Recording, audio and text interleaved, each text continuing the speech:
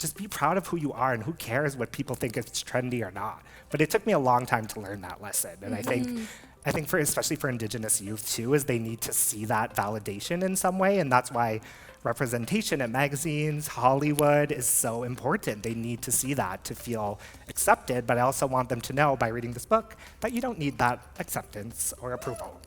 The library was my space, and there was just so much. To the Harbor Grace excursion with the boys to have a time.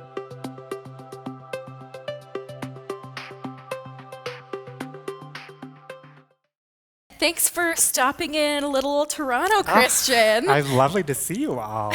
We were just joking backstage. We feel like Britney Spears with this mic. 100%. I'm living my fantasy. We better not break out in dance and song. We're so tempted, by the way. You gotta pay me to dance. No, so happy to be talking to you about this memoir. When I first read it, I crushed the entire thing in one sitting. Ooh. And I'm so curious, have people had a chance to read it yet, or has everybody just purchased it? Give a little applause if you've read it. Okay. It just came out. I'll give you time. Yeah. No, I think this will be a great conversation regardless if people have read it or not. I think there's things that I'm curious about, but it'll also be intriguing for some folks who haven't had the chance to read it yet. And so ultimately, I just wanted to begin asking, how did you come to write this? I have both of your books here. You're a very young person. This is your second book. Young. And so what inspired you to create this memoir? It's so funny. I mean, I actually did not plan to write this book at all. Janice, my editor, is in the crowd somewhere. I can't see you, but she can testify that I was very apprehensive about doing a memoir, because I was at the time I was 29. I was I haven't really lived enough to be writing a memoir. That feels crazy. So I pitched all these other ideas. I was maybe this instead. But at the end of the day, I did think about it, and I was it is an unusual arc, I guess, that I've had. I mean, there's not many little res kids who end up working for Vogue in New York City, and I realized that was kind of crazy. So I was okay, I see the appeal of the story. And then, yeah, I kind of toyed around with it and quickly realized it could be maybe inspirational. Not that I'm perfect by any means, but I did think there was something to show how to make your dreams possible and maybe what it takes. And so that kind of sold me on it. And I was if I can inspire one little Native kid to pick it up and be I can do that, then I was it's worth it. Hell yeah. Yeah. And so you were 29, you said, when you started writing this. Yeah. How, not to age you or anything, but how long of a process did it take for you? And do you feel you're still in a similar place where you ended the memoir versus where you are now? Ooh, that's a good one. I mean, I'm 32 now, I'll just say my age. So it took me almost 3 years. Janice knows I was a year late on my deadline.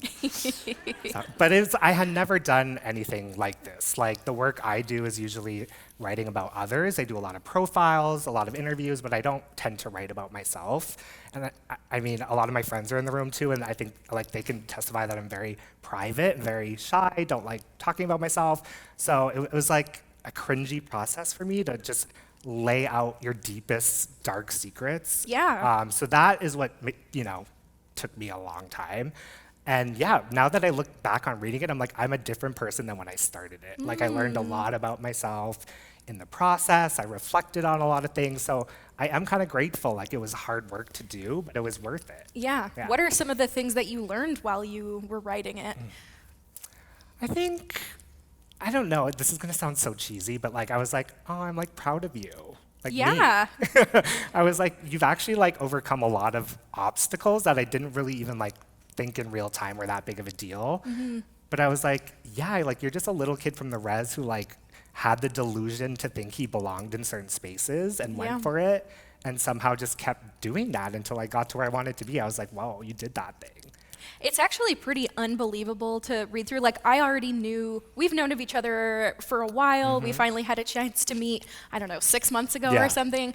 And I've known you to be somebody who's really accomplished, but to read through the memoir and see all of these obstacles and these different levels of you literally coming into spaces, whether it be Toronto, whether it be fashion footwear, whether it be all of these publications which feel so enormous and huge, and maybe at the time felt bigger than yourself, and then you've like outgrown them. And so it's really impressive to read about your journey. And I think one of my favorite aspects about your memoir and reading through was not only learning about the behind the scenes in the fashion space that I don't know if any of us are really privy to, but also how you carry your community with you through it, and in a way reconnect with yourself and how those things come together. Yeah. And I love that moment, especially when first reading the memoir, how you didn't have Indigenous designers on and you were looking around you and you felt underdressed. Can you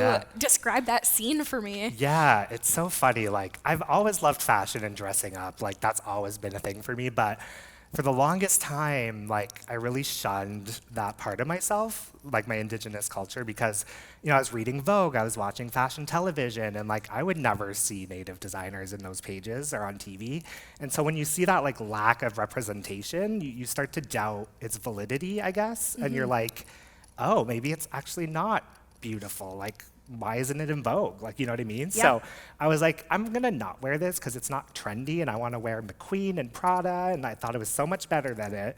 But it really took like a lot of years of me working in fashion, meeting Indigenous designers, to realize like, I don't need anyone's approval for this to be cool. Yeah. This is actually so badass.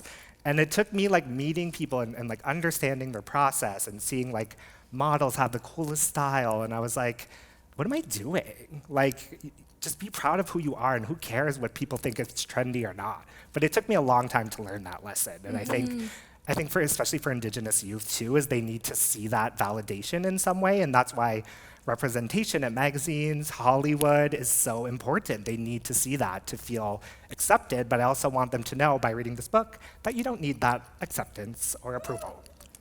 That's right.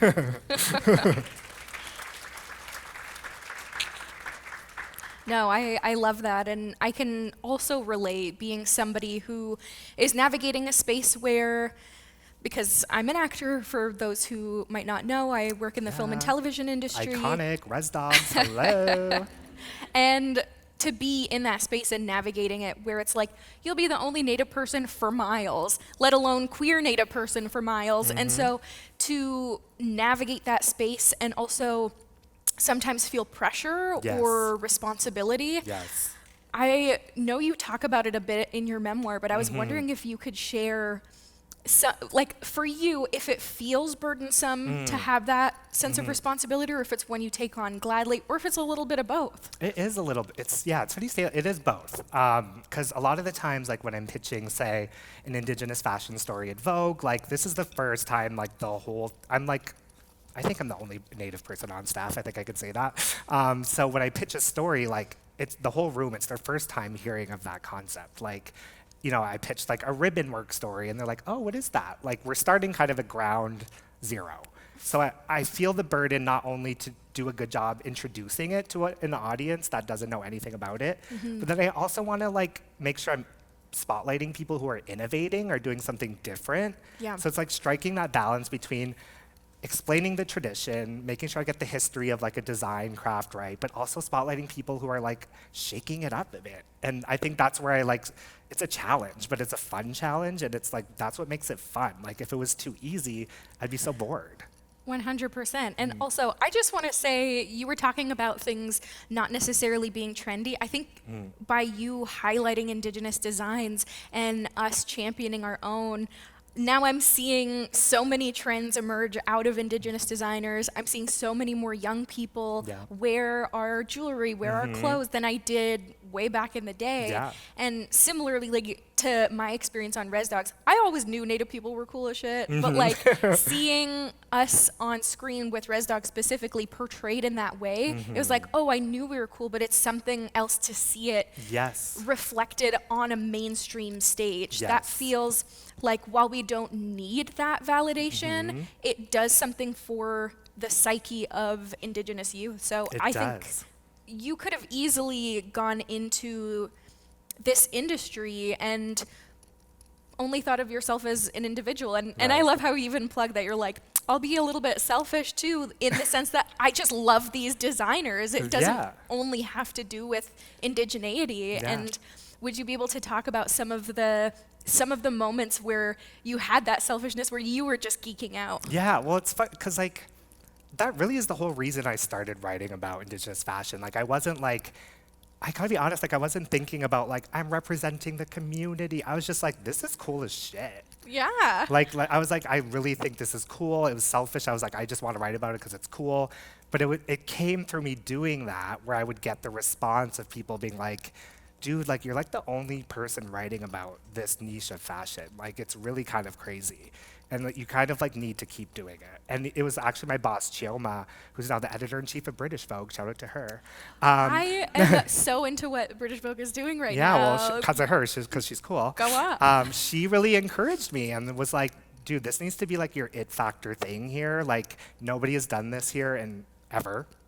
And this is Yeah. what really sets you apart and makes you like a cool part of the team. Like, I want these stories from you. So it was with her and sort of hearing from readers that I understood, okay, like actually this is a big need in fashion. It's about more than just what I think is cool. I need to be taking on things that just deserve to be written about. So it became a much bigger thing than I had ever planned to do. And it ended up being some of the most successful stories It did, yeah. during that time it was released. So Yeah.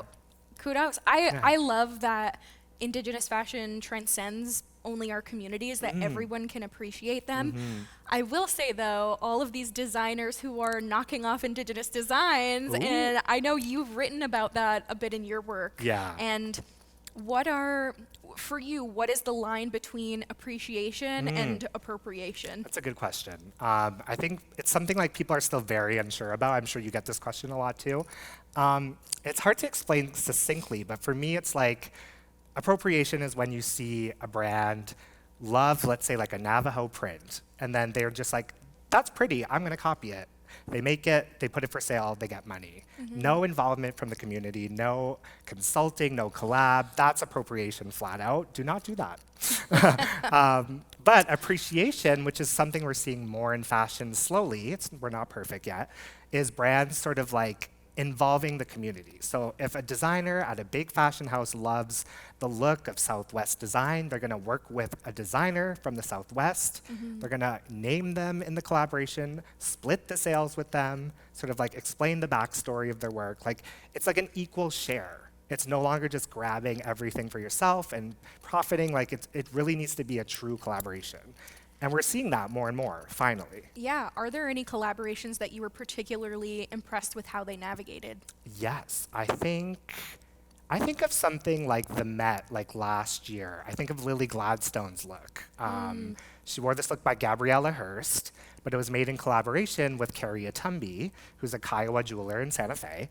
And so Gabriella made this beautiful gown, but then Carrie did all this, I forget what, I think she used metal. She's gonna kill me because I did a whole interview with her.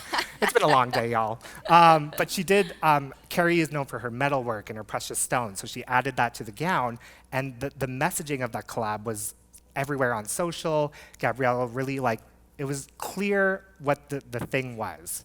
And the story behind it was really centered in Carrie's Kiowa roots and the heritage, and everything had a purpose. It just felt right.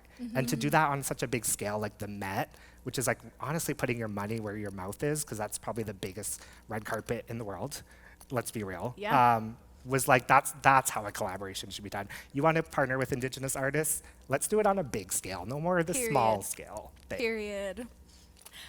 Speaking of the Met Gala, you have attended not once, not twice, now will be your third Thrice. time attending. This is my 4th year, actually. Oh, 4th year. Well, Yeah. hell yeah. Yeah. I love how in your memoir you talk about how like this is such a glamorous industry that's actually not glamorous when you're inside of that. What are some misconceptions that people have of you being a fashion and style writer at Vogue? It's so funny, yeah. I think people have this very specific idea of what that is. Like, I'm like going to parties and partying with designers and like, no. There are moments, but Yeah. like most of the time I'm working like, what's like a long work day? 10 hours, 7 days a week, Yeah, hunched wow. at my laptop, taking calls, taking meetings, fighting for my life in the corporate world. Like, it's very much just a grind. Like, you're always having to find new stories, you're interviewing people, you're taking like, it's very like a normal job. You know what I mean? Like, where it's just like a lot of work. But it's fun because the subject matter is so fab and I love the work that I get to do. But it's like not like I'm like partying in Ibiza every weekend. Like I'm like, people think, I mean, like any industry, like you get far and you do cool things because you work hard. Yeah. So anyone at Vogue, like we're just cranking out content. I wish it So was more we know glamorous. you were partying it up at Santa Fe India Market. Well, that's an exception. But even with you, like people think probably a set is so fab and you're living your diva actor life, but like it's a lot of work and a lot of hours. Oh, it's so many hours. It's so exhausting. People don't realize the patience that's needed for jobs like that. And I love in your memoir how there was a celebrity who you interviewed at the Met Gala. Yes. Do you mind sharing a little bit about what the setting was for those who haven't read? Wait, which part though? Where the person was just like, oh, so glamorous, where you were at the Met, but Oh you no, had to this be was a pulled- Ralph Lauren show. Oh, it was a Ralph Lauren Oh, yes, show. okay. Regardless, Yes. fashion space. Yes, it was so funny. So this top tier A-list celebrity, I can't say the name unfortunately, Oscar winner, I'll give that hint, blonde. That's the only hint I'm gonna give. That's Anyway, like 75% of them, but yes. Google like Ralph Lauren, Oscar winning, you'll find her eventually. And yeah, I had 5 minutes with her and I was at a Ralph Lauren show during New York Fashion Week. And they were like, it was like the whole space was transformed into a club, a jazz club. So it was like the music was pumping. And I'm like, I can't hear her. How am I supposed to interview her? And they're like, okay, we'll find you a quiet space. So people think it's glamorous that I interviewed her. They shoved us in a janitor's closet. It was me and we were like this face. I'm like, so how's your night going? Like it was like, there was like paint on the ground. It was like construction in this closet. She's like, isn't this glamorous? I'm like, right. And that's like how fashion is. Yeah. Yeah. I love that. Yeah. It painted such a perfect picture of behind the scenes of Yes. what things are really like. Yes. I also loved how personal you got in your memoir and how much you shared. And one of the aspects you mentioned that I particularly resonated with was pouring yourself into your work when you were in your 20s. So much so that you weren't necessarily leaning into other hobbies or in your dating life or things like that. And that really you were a workaholic during Yeah. that time. I was wondering if there are ways that you navigate that more. Have you found more of a balance between, I feel like the ever elusive work-life balance, Yes. but is there something that you do to take care of yourself now, Yes. knowing your history of what you've been through? Yes. Yeah. I mean, I think like my early 20s, like when I just got to New York, my first fashion job, like I just wanted to grind. I wanted to make a name for myself. And so in doing that, like I totally crashed out, like burned myself out. Yeah. It was a very stressful job, and I like definitely worked too much. And like, yeah, I really started leaning on things that were not healthy to like get through the week. Was piling down the drinks, like pretty much had an alcohol problem. Like I write about that in the book. Like Yeah. it was actually getting out of control. So I just woke up one day and I was like, this is getting crazy. Like I need to make a change. And the thing I talked about with my parents too is my mom reminded me like, our medicine wheel teachings are all about living a balanced life, right? You have your 4 quadrants: spiritual, physical, mental. What's the 4th one? Thank you. It's been a long day. And so if you don't have those 4 things in check, like you're going to be out of whack. And like, I don't think I had one quadrant that was working for me at that point. I was running on nothing. So I really like, it took me sort of bottoming out to realize like, the way to sort of be healthy and thrive in life has been there all along. I need to be in balance with myself. And when I realized that, I made a change and everything clicked once I did that shift. Like I quit my job. I was like, I need to focus on myself. And in doing that, I like started working for Vogue. And like, it just like everything clicked when I started leaning on our teachings. And I found that really powerful.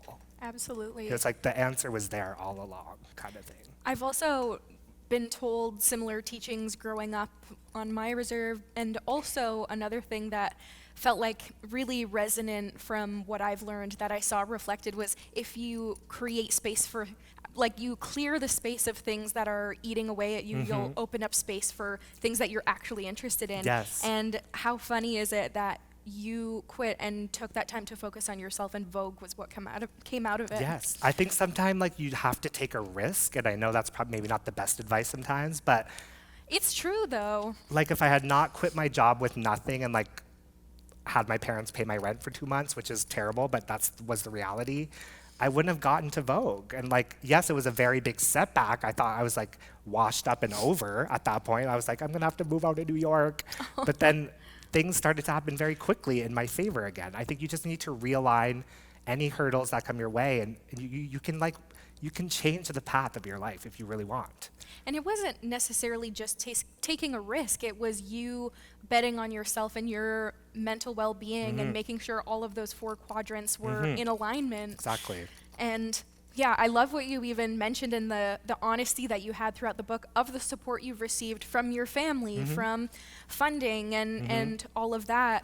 I think so often we hear Indigenous stories of people growing up on super impoverished reses and those stories are absolutely valid. Yeah. They're also not reflective of all of us and our experiences. Right. I think for myself, I grew up in what would be considered, I guess, a middle-class household, and I don't think I ever would have been able to achieve the success or be put on the career path I have without the support from my parents. Right. Sometimes, whether it's financial support or emotional support. Yep.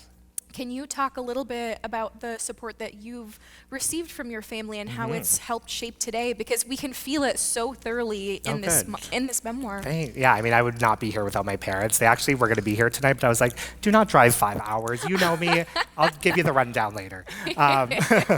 But no, I would not be here today. Like, they have supported me since they knew at one point I wanted to be an actor. They drove me to those theater auditions. I mean, I bombed that.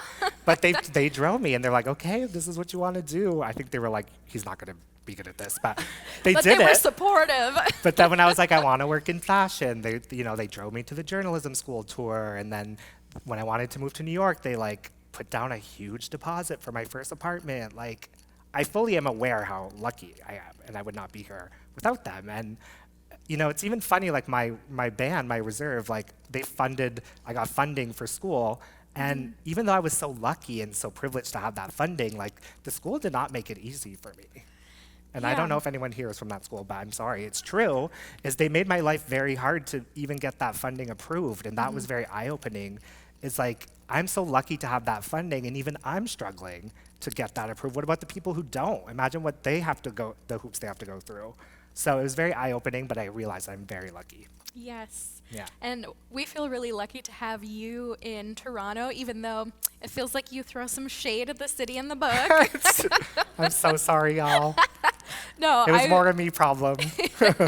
I hear you. I mean, you are now in New York, which is a mecca in global fashion. Toronto has a small but mighty and growing fashion scene. It does. And do you think that you have a different relationship with this city now that you have lived in New York and it was such an important part of the foundation of your upbringing? Yeah. I'm just curious if you've maybe had a little lighter of a perspective on this city. I do. I think me and Toronto didn't click because it was more of a me and my school problem. 100%. It wasn't even the school itself. I hate school. Yeah. That's really what it was. I really struggled with class. I mean, I wrote about it in the book. I would skip like class all the time, which is not good advice for the youth. Don't skip school. But I was just really struggling to sort of like find my place here. So that I feel like tainted my view of the city. But now that I've come back later in life, and also, like, I used to compare it to New York all the time, which is not healthy. Like, Toronto is its own thing. So now that I've come back, I'm like, oh, it's actually really quaint and peaceful here, and the community.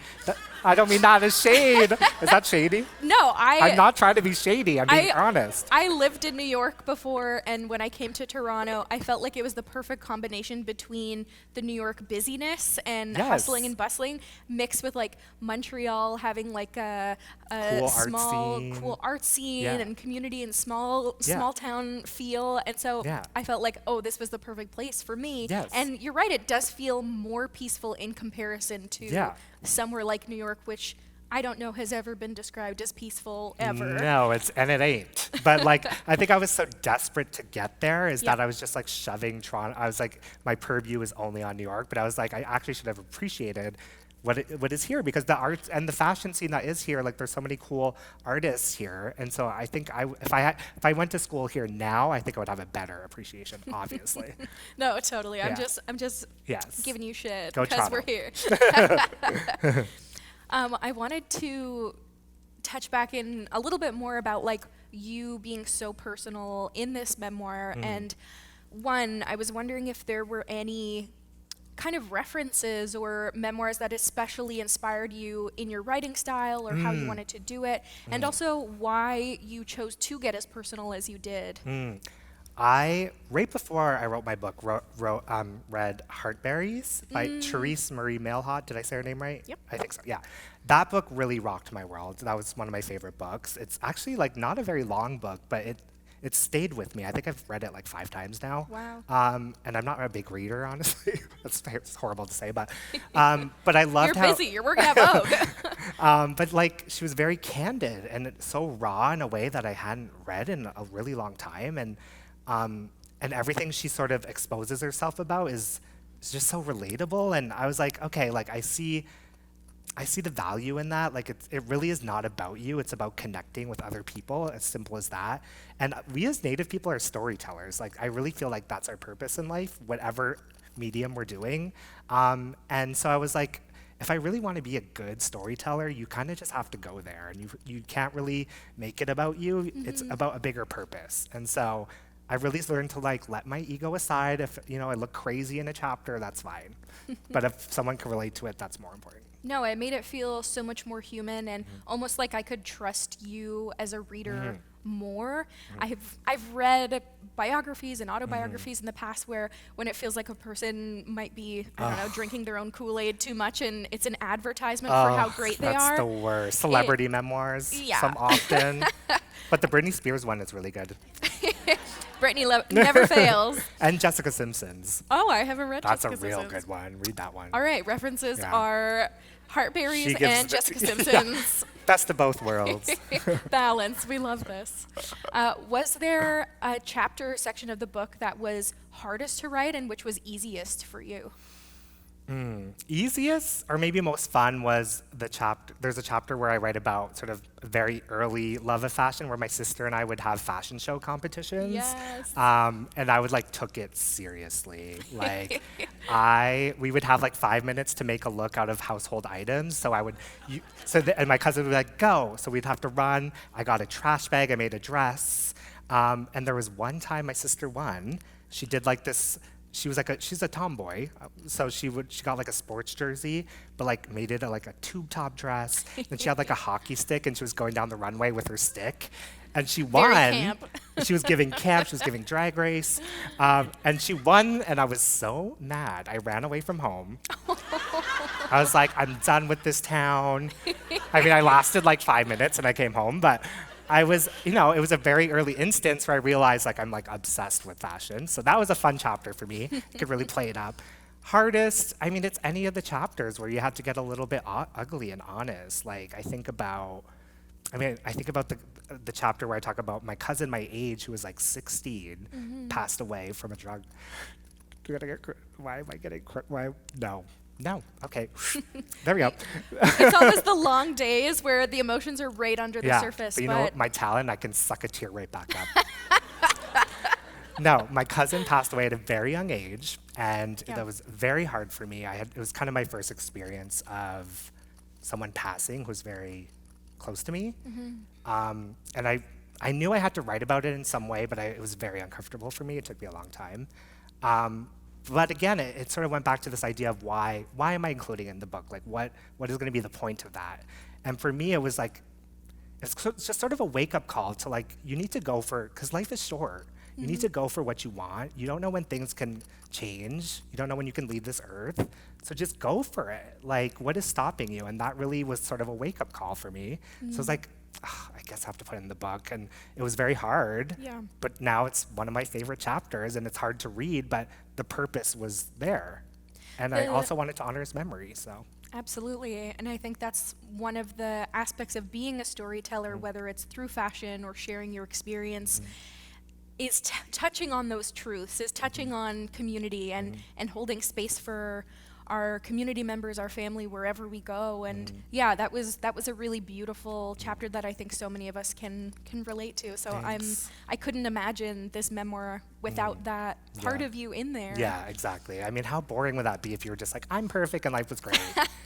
No, nobody's gonna read that. Yeah. So, yeah. I think just sitting with everything. I'm taking in what you're saying, and before diving into some of my like fun, cute questions to wrap it up. I love a fun question.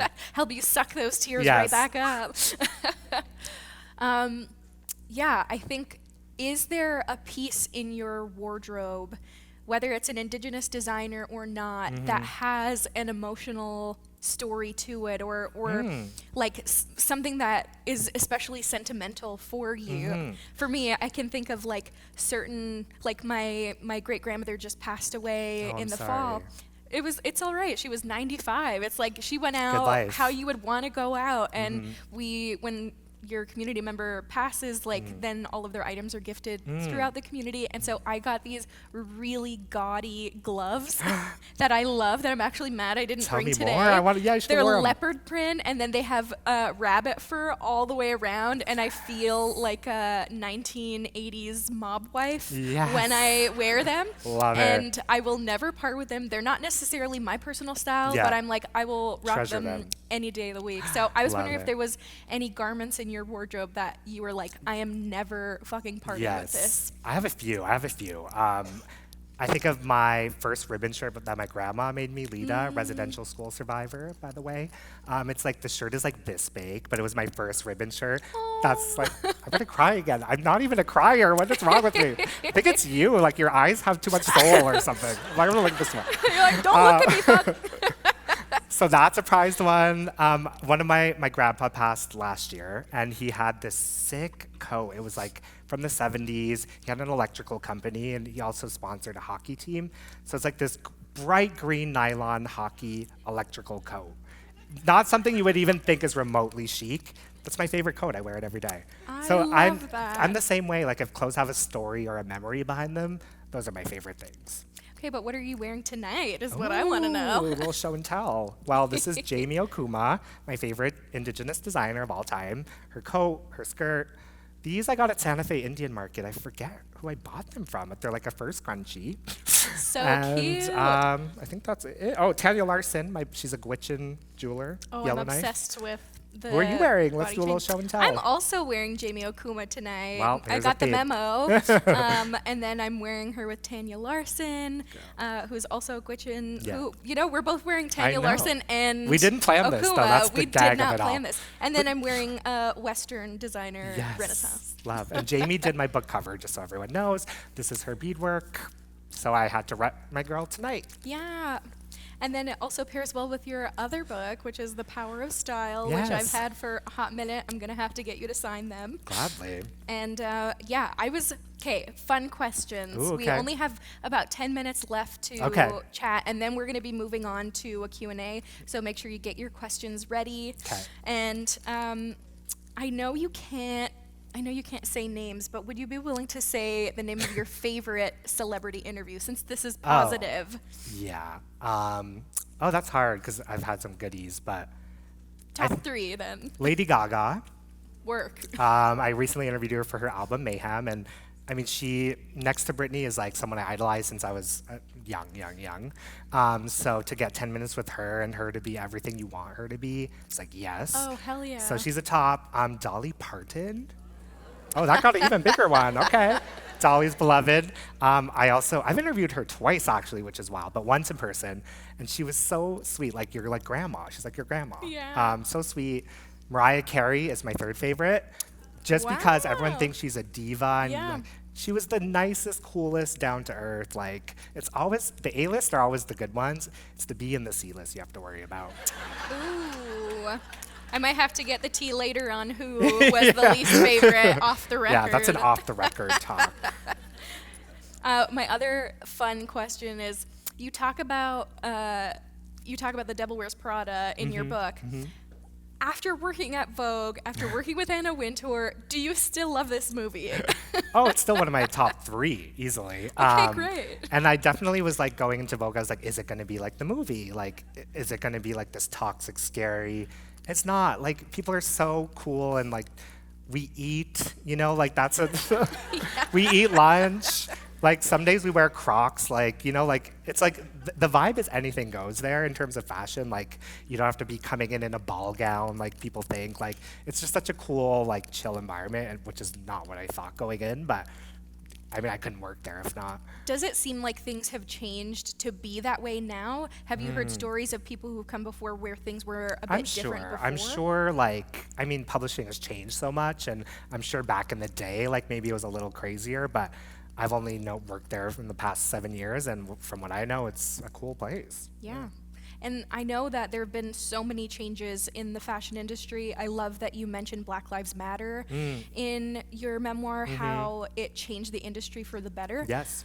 Where are the areas where you feel that there should still be further changes? That's good. I was talking about that earlier today, and like, I feel like we're at such a good turning point. Like, we now have our own fashion weeks. We have sort of indigenous designers on covers of magazines. Like, we're getting to a place now where it's like long overdue, and we're finally catching up. But for me, like, the thing that I feel like are lacking a bit is a lot of indigenous artists aren't just like considered in the convo like every day. Like Native Heritage Month, you'll see like these big splashy things, or if there's a fashion week, there'll be like a special showcase. But like, can we just have them part of the conversation like every day? Like, why does it always have to be a big to-do? And I feel like a lot of my friends are designers, and they say they feel that too. Like, they're always like, how is your work rooted in your culture specifically, and give me an example? It's like, can they not just create because they're like, I like this color, I thought it was cool? Like, we put such pressure on them to be like so rooted and interested, and they should, but like, they can also just do things because it's pretty. Yeah. So I just want them to be treated like everyone else, essentially. I could not agree more. I think, coming from the film and TV industry, I think that if a project is written and directed by an indigenous filmmaker, it immediately becomes an indigenous story, whether Yeah. or not you're talking about aliens in space or if it's on the res and taking place at a powwow. They're both as native because that's who it's coming from. Yeah. And I would love to see, and what I think I'm so excited about seeing are these designers creating from a place of curiosity and what Yeah. they want to wear. And I think that's the most interesting end results, is when they were like, I'll be like, what inspired this? And they're like, I don't know, like, I found this old rag and I thought it was cool and I recreated it. Like, it's like, sometimes it's just random, and I'm like, I love it. Yeah. Last question before moving on to our audience questions. If you were to make From the Res to the Runway, the sequel, what would be in it? What is next for you? What do you my want to God. see and do moving forward? You've already accomplished so much, so you can literally say, be at peace and live your life. But That's so, yeah, I've never From thought the of Res that. to the Runway, the sequel, what's in it? Huh. I mean, I'm definitely going to take a minute before I do another one. Let's be real. Yeah. Need a break, need a vacation. But I think it would be a gag to do From the Runway to the Res. Ooh. Like, what if you like live this like big fancy life, you finally make it, but then you're like, just kidding, I'm going back. I love that. And like what that arc would look like, and how your fashion view on fashion would change being on the res again.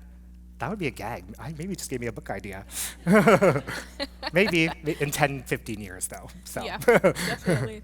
I love that. Yeah. Well, Nyawa, for answering my questions. Miigwech. Thanks, miigwech to you.